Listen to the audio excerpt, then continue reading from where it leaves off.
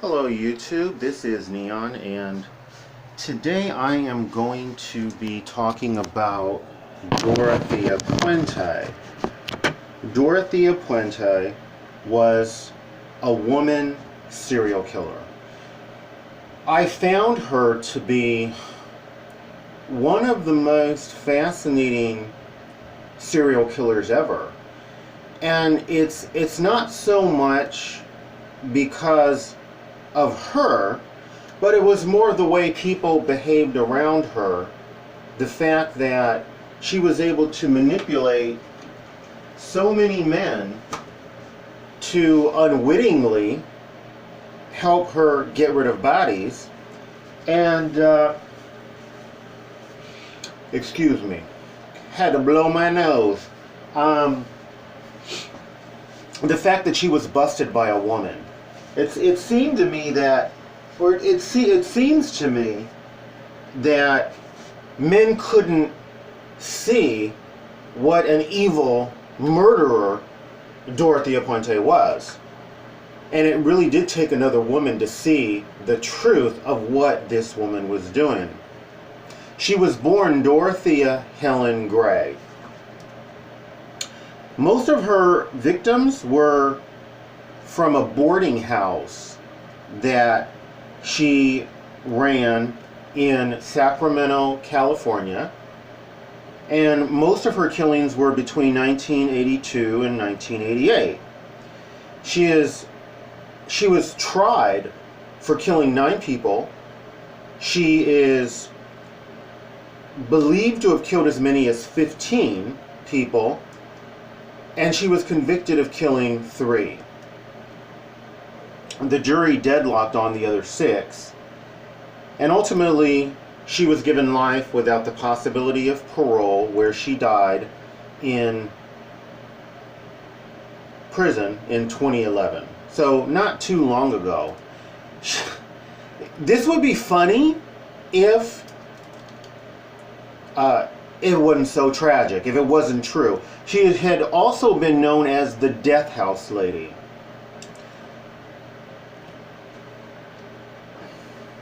Most of her victims were elderly, they were mentally disabled, or they were developmentally disabled. So she really picked on the most vulnerable people that she could possibly, just about, right, except for perhaps newborn babies or very young children. She really picked on just about the most vulnerable people that she could have. And I think it's a horrible, horrible tragedy. She lived in an area of Sacramento that had lots of boarding houses,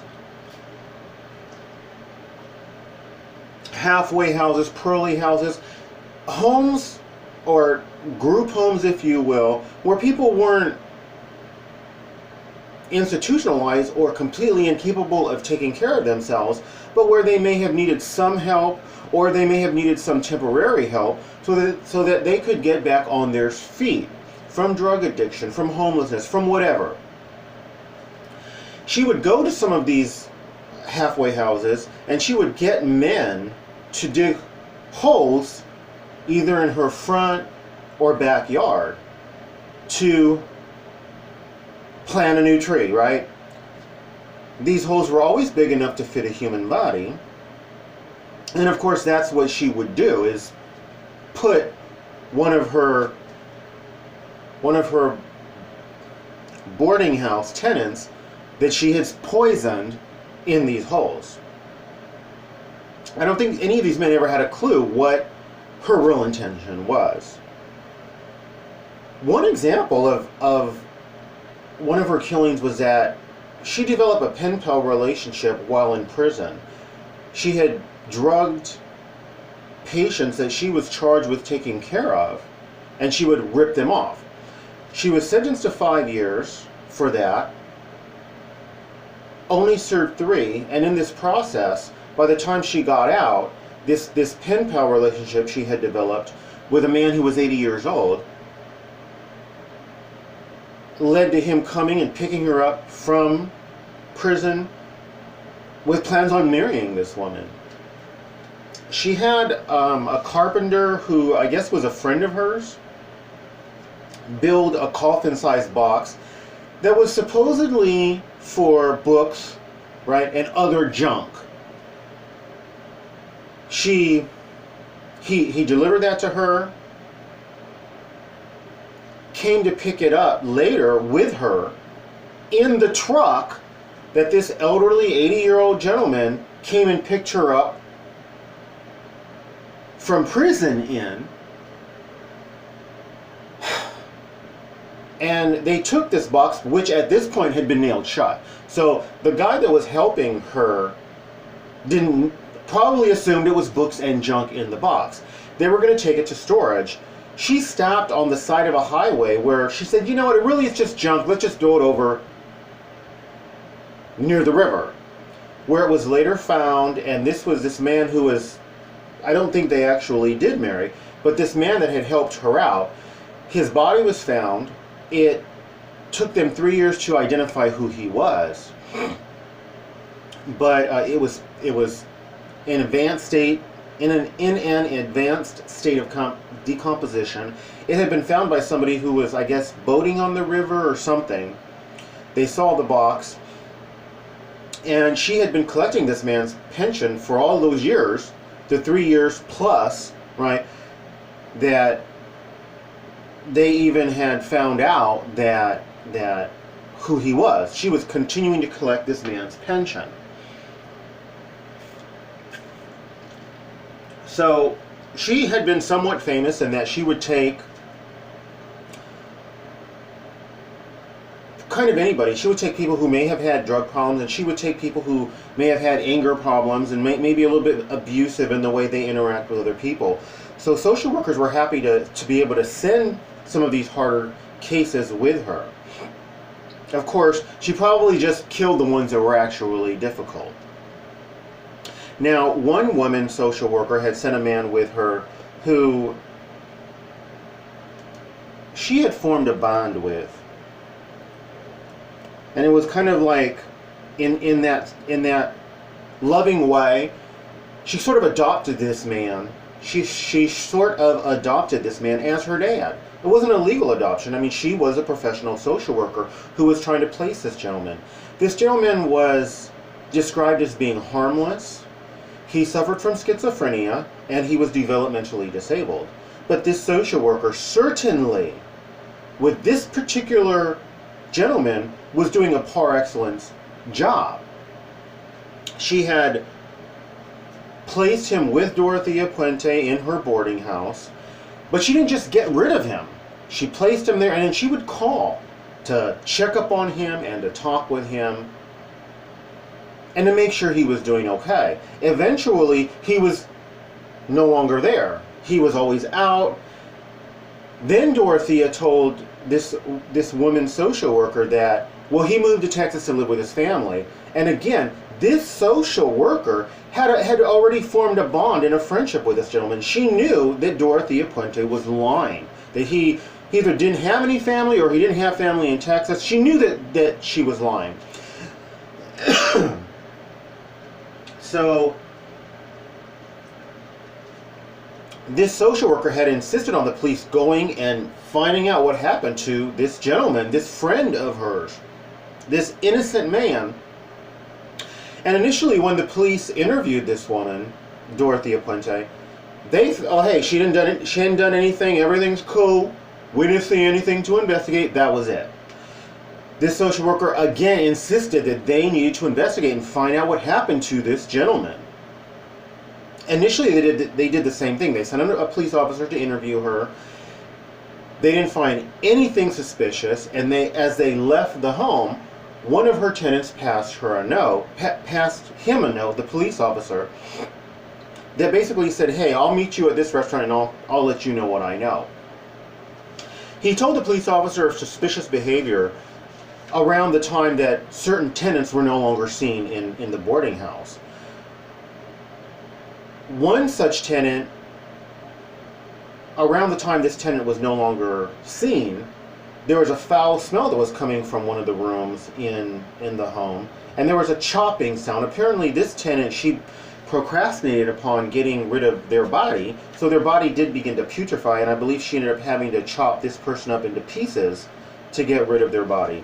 There was another tenant around the time that this tenant was no longer seen, and this gentleman who was informing the police officer, he said that he had heard her dragging something down the stairs, and he could hear the thump each time it was dragged down one of the stairs. And he said he thought it was very odd, it was very late at night, and he thought it could only be a piece of furniture, but he still thought it was odd. So that led to a true investigation in which they found a depression in either the front or backyard, where they decided to dig it into that depression, and they found a body that had been buried. I believe the total number of bodies buried in her front and backyard were 7. There were 2 other people that died of poisoning that the police just took for granted, because she actually reported these deaths. They took for granted that these tenants had committed suicide. But probably Dorothea Puente had killed them as well. So it was very interesting to me that she was able to run circles around men, that men didn't have a clue. Men didn't have a clue.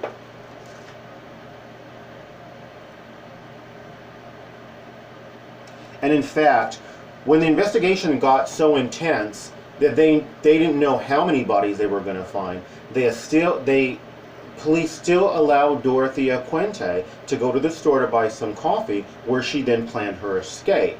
She went to some other part of California where she was staying in a hotel. She tried to pick up on another elderly man in a bar. Fortunately, he recognized her and reported her, where she was then captured. But the whole thing wasn't taken seriously because Dorothea Puente played the old lady card. By the time she had been caught, she was in her 50s, but all of her hair had turned white. She was not old. 50s is not old. And I believe that her hair had turned white, completely white, well before her 50s. So she would pretend to be this old lady, which we all think are harmless, and that's not always the case. In fact, there are actually women serial killers who were in their 70s. But that's how she was able to manipulate so many people, but not this woman social worker.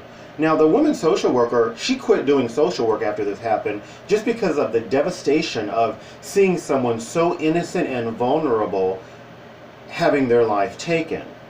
She would kill her tenants, and she would continue to collect their Social Security, or perhaps pensions or whatever. She would continue to collect their income, because part of the condition of their living with her would be that she would collect the mail, she would take charge of their finances, and she would give them like a stipend so that they would have some spending money. So she was able to collect $5,000 a month from people who were dead, who she was not helping, obviously, in any way, shape, or form. And I was thinking, if you take that $5,000 to today's, after inflation for today, that $5,000 would probably be well over $10,000 a month she was collecting from people who she had murdered. I do think it's sad that this social worker quit doing social work, even though I sympathize with her, only because she's a hero. I mean, who knows how many lives she saved, because Dorothea Puente would have continued killing. Now, in the case of Dorothea Puente, I agree that she should have gotten life without parole and not the death penalty, because she did have such a tough, tough life. However, she did live to be old. She was convicted, I guess, probably by about the age of 60, perhaps. I'm not sure the exact time. But she was in prison from, I believe, age 57 to age 82. So she did live to be old, which sucks. But at least she did have to rot in prison. She did gain a little bit of fame while in prison, and they had some little series where it was like Cooking with Dorothea. I don't think that she deserved any fame, and I don't think she deserved to be on any programs for all of these murders. But it really does go to show that anybody can be a murderer. Anybody can be manipulative, as are all serial killers pretty much. And we really, don't stereotype women or elderly women or anybody as being harmless. That's about it. Please like, subscribe, share, comment commercials, recommend my videos. Do one or more of those things. Thank you. Best wishes.